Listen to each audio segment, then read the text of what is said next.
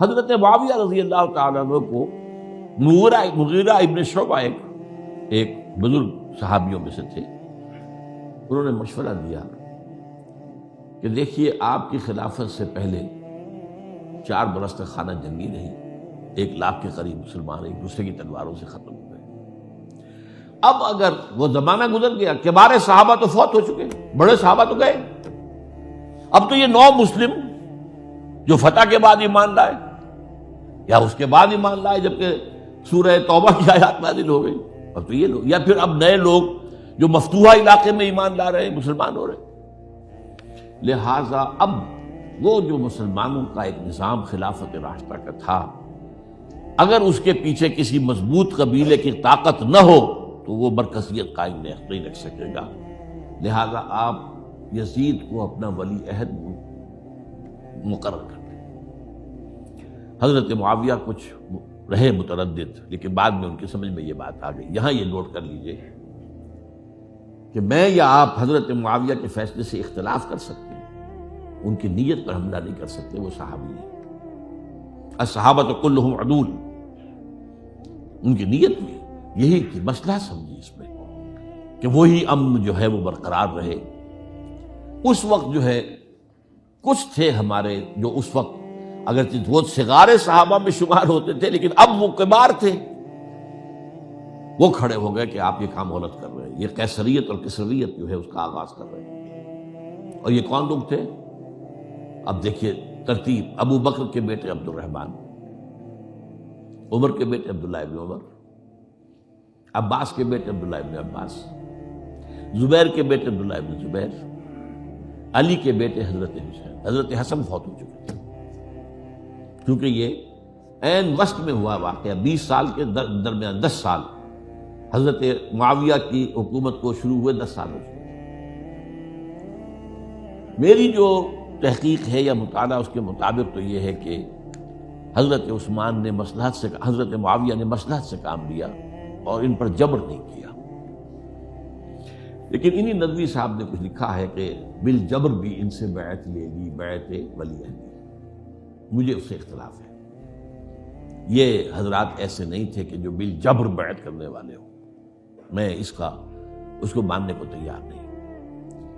بہرحال یہ حضرت، میرے نزدیک حضرت معاویہ نے جبر نہیں کیا، زبردستی نہیں کی، لیکن جب حضرت معاویہ کا انتقال ہو گیا،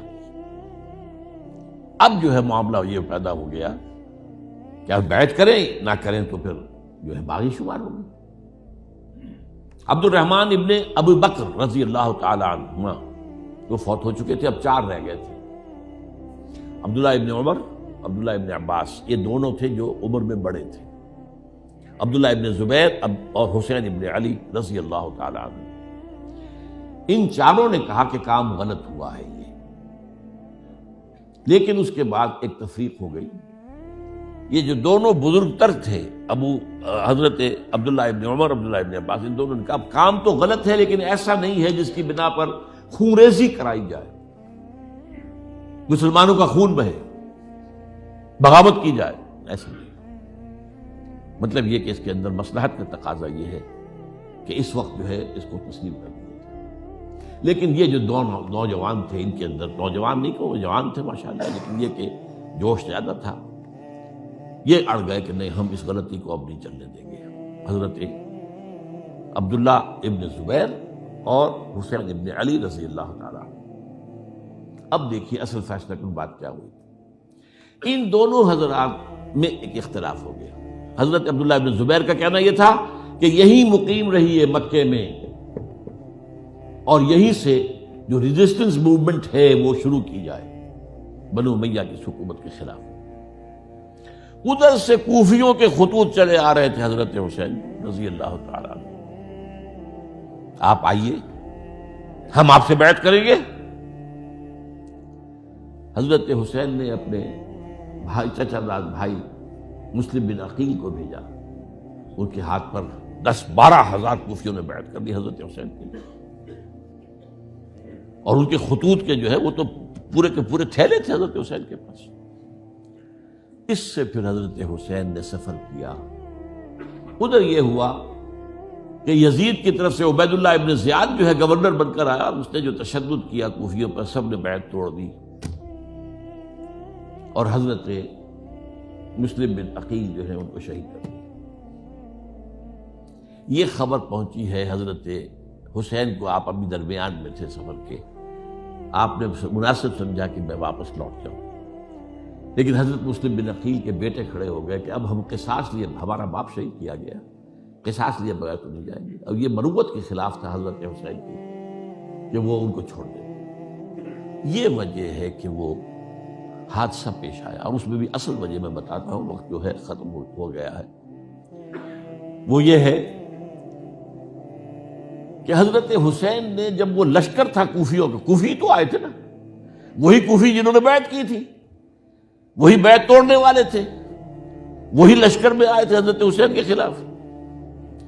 حضرت حسین نے وہاں عین میدان جنگ میں اعلان کیا، دیکھو فلاں ابن فلاں، یہ تمہارا خط ہے کہ نہیں، تم نے مجھے بلایا، دیکھو فلاں ابن فلاں، تم نے مجھے دعوت دی تھی کہ نہیں، یہ دیکھو میرے پاس تمہارے خطوط جو ہیں تھیلے بھرے ہوئے موجود۔ اب انہیں اندیشہ یہ ہوا کہ اگر حضرت حسین کو کسی طرح بھی یزید تک پہنچ جانے دیا گیا تو ہمارا جو ہے بانڈا پھوٹ جائے گا، پھر ہماری خیر نہیں۔ ورنہ حضرت حسین نے کہا تھا، دیکھو یا مجھے واپس جانے دو، یا مجھے سرحدوں کی طرف جانے دو، میں کفار کے ساتھ جہاد کرتے ہوئے اپنی زندگی صرف کر دوں گا، یا مجھے یزید کے پاس جانے دو، میں اس کے ساتھ اپنا معاملہ کر لوں گا۔ انہوں نے کہا کہ اگر یزید تک ان کی رسائی ہو گئی تو پھر ہماری خیر نہیں۔ تو انہوں نے نہ صرف یہ کہ شہید کیا، وہی کوفی، وہی بنو تمیم کے لوگ، وہی اکھڑ، انہوں نے نہ صرف یہ کہ شہید کیا بلکہ پھر خیموں کو آگ لگائی۔ کیوں لگائی؟